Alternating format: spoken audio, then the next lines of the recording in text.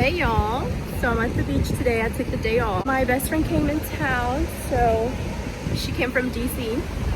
We are just hanging out at the beach. It's something that we love to do. This is one of my favorite places to come. It's called South Point Park. Look at the water.